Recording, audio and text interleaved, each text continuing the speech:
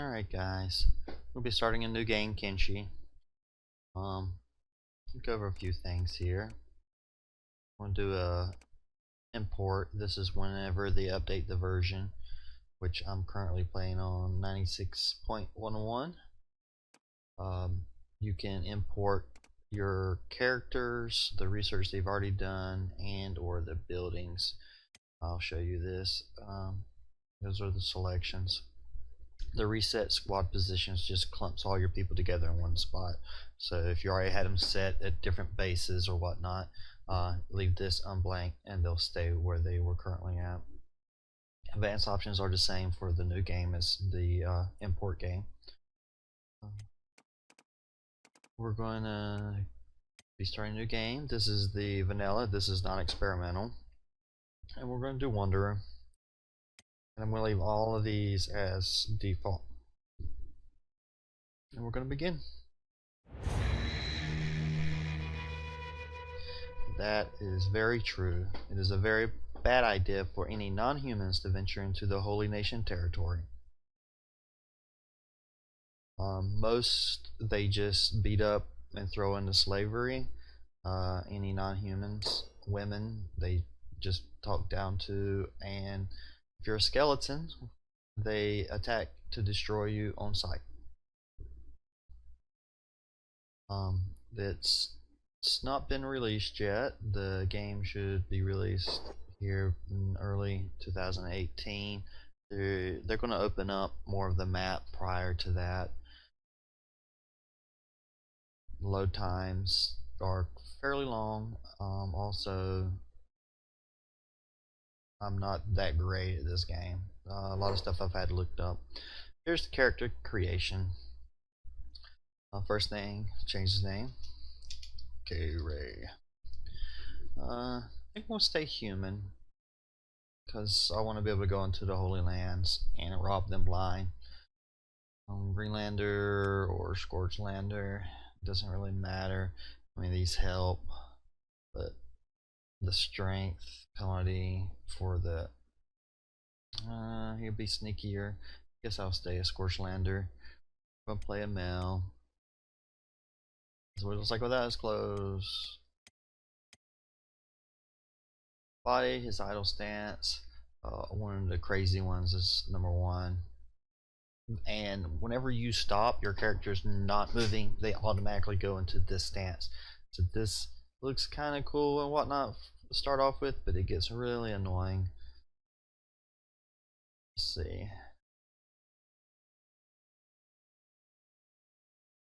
I think I'm gonna go with that. Skin tone. Let's be blue. Be too tall. Be sneaky. Frame, slim. Posture. Just leave that gut out.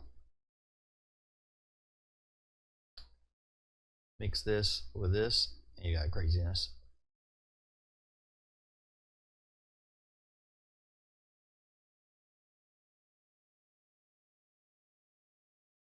Neck position.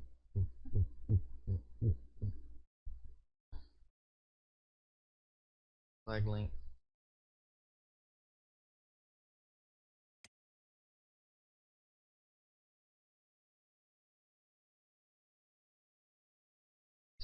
Arm bulk, hands, chest.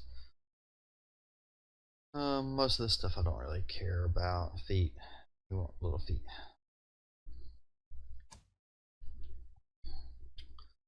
Face. I don't do a lot of changing of the face on these things because I get it so jacked up. I'm not the greatest at it. It's kind of young. His nose is a little bit too pointy for me though, so we will try to change that. There. Let's see.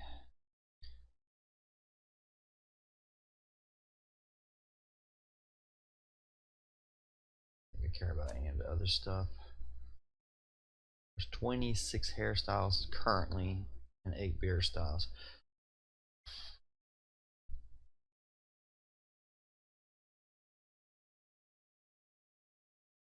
I like the bright white hair on the Scorchlanders.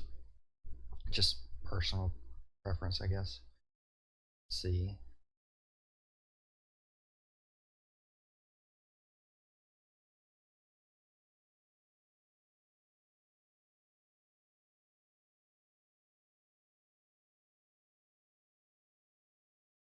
Let's see if I want a beard to go with it. Yeah, yeah, that's good. And we'll start. We'll confirm. I don't think there's anything I need to go over. These are penalties and bonuses based on your race. I will show you the other races in game. I don't want to mess up my little crappy settings I got now, because there will be no way I'd make this exact character again. So pause it. Let's go over a few things and look at where we are at. Ooh, we're south. We're way south. My games typically start somewhere in the middle, near the hub. Holy Nation's up here. Holy Nation's got most of the good farmland. World's End is up here. Mongolia is over there. Fogmen. Cannibals. My favorite bandits, the Screeching Bandits. Beak things. I hate beak things. Swamp ninjas, I think I'm going to have to deal with here. We'll see. Currently we have Clown Steady, Away Station, Drifters Last. If you scroll all the way out, you'll always be able to see the main cities, but you will not be able to see the little way stations or camps. You scroll in closer to be able to get them to pop up like that. Also, if your people are running their little blue dots, at least on my screen, blue dots, you'll have to be scrolled in fairly close for you to actually see them pop up on your mini map. Also, you can, not all these tabs are up here, so if you open your map you can get to your factions listing. There's a whole lot more factions than showing right now, but these are just the ones that I currently have contact with. Research, this is not all the research, this is just your first tier. If you open up tech level 2, it opens up a bunch more and it goes up to tech level 6. Crafting is once you get your crafting going, which will be a while before that even happens for me. You'll be able to see your queue and change it here. Your squads, one of the mods, the only mod that I have in this game, increases my squad size.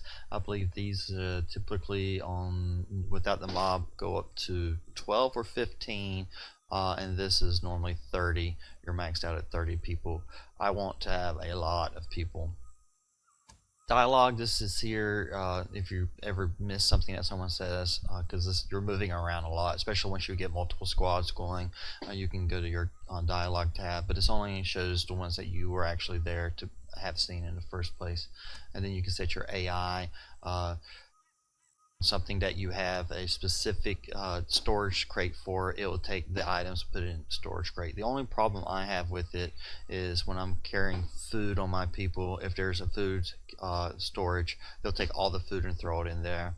I prefer to keep the food on them. Sleep and injured, they'll automatically go to sleep.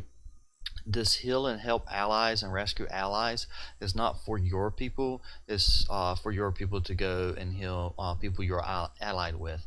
You'll see it in the faction. You'll be like at 100% or whatnot. Like if you join the Shinobi Thieves, you are automatically allied with them. So that's what that's talking about. Your shared food, if you have this food in your bag, I don't think it's changed in the last 2 updates, but you have to have it in your bag and in the same squad. People will eat from that bag. And then your follow formation, you can change it to military or caravan. I haven't really experimented much with it, but there's a trick to actually getting people to follow you. A couple of things we'll go over once I start taking damage. I'll show you these. Your stats normally start off with ones and everything.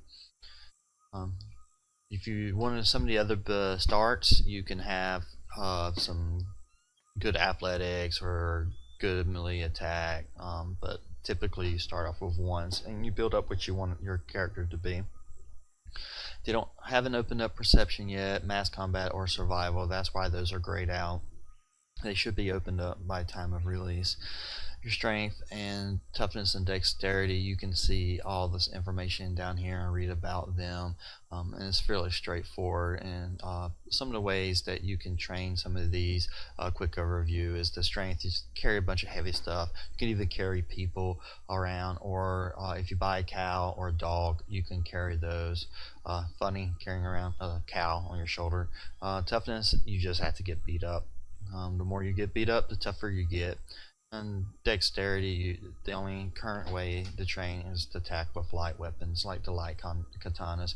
It'll be the slots in your inventory here, like where this iron club is.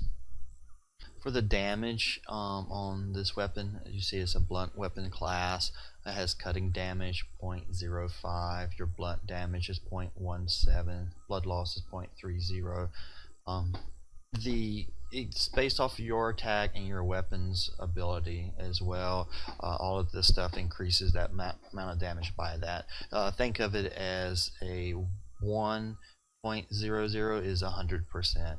So you're only doing 0.5 of the cutting damage and then 0.17 the blunt. Cutting damage makes your bar red, which can only be healed with bandages, or if you're a skeleton, with a repair kit. Skeletons are robots, not undead in this game. Blunt damage is a clear bar, but it heals over time. It heals faster with sleeping. Bandaging cuts, which are red, turns them a orangish yellow color, and they can heal over time just like blunt damage. Blood loss, I'm not 100%, but I believe if you get down to -100 you die. Blood loss is how you kill someone. And hunger would kill you as well, but that's not what you're going to be using against your enemies. Let's see, also you have negatives and plus, like this one has a -1 on attack bonus and -1 defense bonus. You also get +2 indoor bonus. Most weapons, especially if they fit in this upper slot, have a minus to your indoors.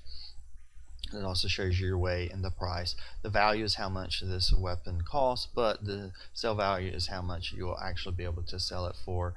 They do change per city, but the prices I have found in the shops are the same per city. So like it may be one price in the way station, but you go to Clown Steady, every shop in Clown Steady may pay a different price from the way station, but the exact same per shop. And like I said, that may change by the time this video is actually released. The developers of this game are great. They've been working on this. I've played this game a couple of times when I first bought it back in 2014, and it's come a long way since then. Let's see what else. The armor, you'll have a shirt, a head, armor, boots, and pants. I have not had a belt piece yet, so maybe that'll be something brought in soon, hopefully with the expansion of the map. Headgear, armor is the outerwear. Shirt could be like a chain shirt or something, so it's also armor, and they cover different parts. My loincloth here, my rag loincloth, doesn't have any protection, so I'm not able to go over the armor stuff, which can be pretty complicated. Once I get stacked out on it, I'll go over it as well. Now your weight up here, 16 is not my max. I stay weightless, and then it goes medium and heavy. I have not been able to get myself enough stuff on me to prevent me from moving at all. That's with armor, gear, and my bags. And hopefully we'll find bags soon. I don't know the south as well as I know the middle. Alright guys, I think I'm going to stop this video here and pick it back up, and we'll actually start our journey. Thanks.